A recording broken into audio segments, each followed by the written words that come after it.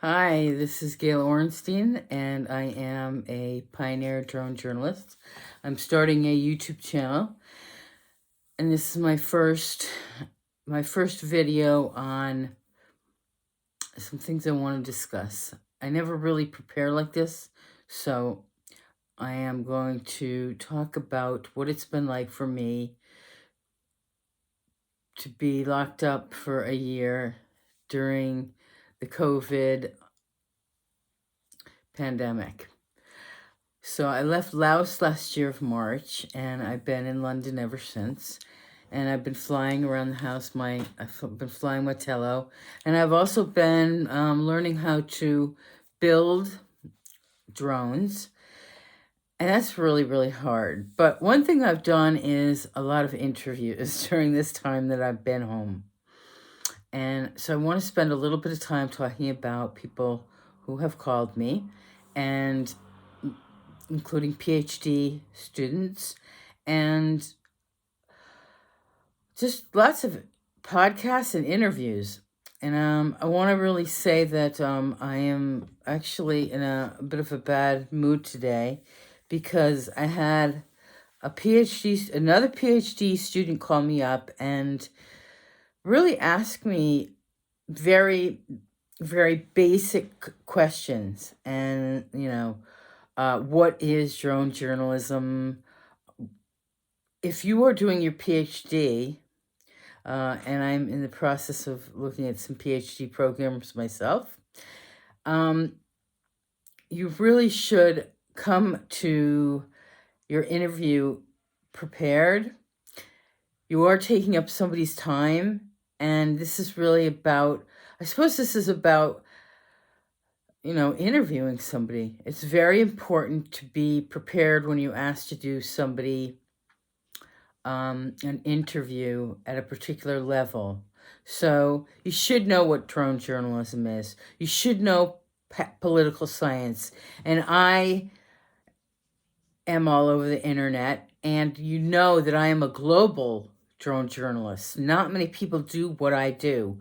One reason I'm a pioneer at what I do is because I was the first to take in two hobby drones into Mosul, Iraq to cover the Iraqi offensive.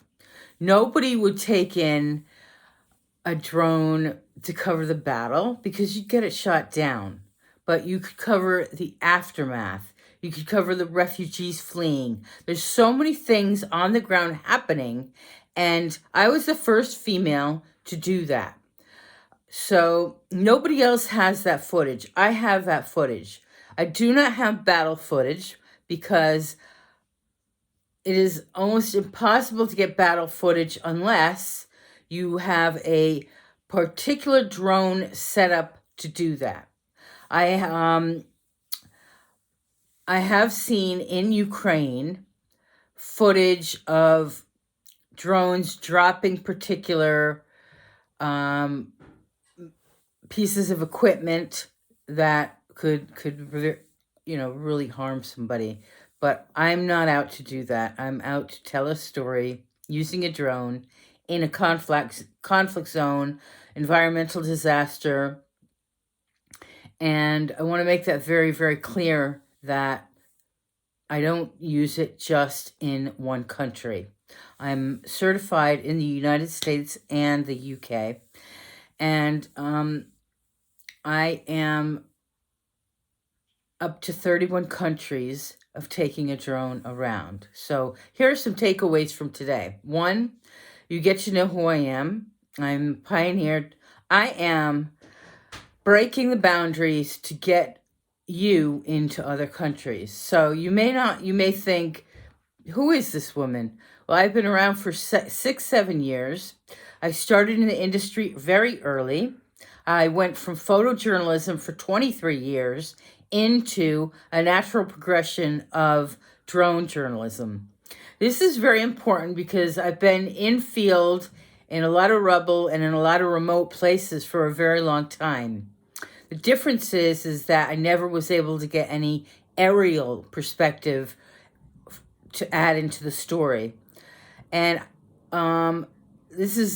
I could go on and on and on and on. But part 2, I will be focusing on why it's very critical to bring a drone in to these areas if you're working as a drone journalist, or if you're working as a documentarian, which I do as well. And you have to have a lot of the right paperwork. So we'll go over that. But I really want to clear up that this year, during the COVID pandemic, has been a really productive year for our team. Our engineers, and especially Robert Hooker, who does, we have a specialty at A Drone of Our Own. That's my company. A Drone of Our Own is my company. We do mapping, 3D modeling, and we work with surveyors on construction sites. And I will tell you the wonderful story between going to conflict zones and working on construction sites, and actually the similarities of some of the terrain, some of the differences, some of the similarities. They're not that far apart, believe it or not. And of course, the infrastructure. So I'm not here to make this glamorous footage. This is really about my journey, what I've gone through the last 7 years as a drone journalist, and what I fly with. And if you have any questions, please, you can email me or you can contact me on LinkedIn. And I'm going to cut this one short because I really don't feel like lecturing anybody. I just want to make it very clear that today is a new start for me. I've finally stopped some post-production and to set out time. I realize it's very important that the information that I'm gaining doing so much work needs to be documented in a kind of historical format. So you'll see, if you go to my channel now, it's like a lot of random stuff that's kind of just out there. But these, I'm going to be sitting and just discussing the things I do. And I want you to leave with takeaways. One takeaway is that make sure when you bring a drone into, even if you're very confident the airspace is a solid airspace you're drone in, solid in that the policy of the government has said it's okay to drone, just realize that summarily or, arbitrarily, you could still get stopped. So make sure you don't forget your license. Make sure that any other documents, I happen to have a lot of documents because I'm going often to military areas. So we'll talk about that. And I would love for you, this is my first time. I'm very new at this, and I would love for you to join in. I will be setting up a channel where we can actually have live call-in, so I can answer your questions, because I'm getting the same questions when people call me for an interview. And I think that rather answer the same question over and over and over, it's better that you just can have all the information on my YouTube channel. So thank you for coming today. And we hope, ooh, I'm going flying upstairs in the bedroom. We hope to see you very soon.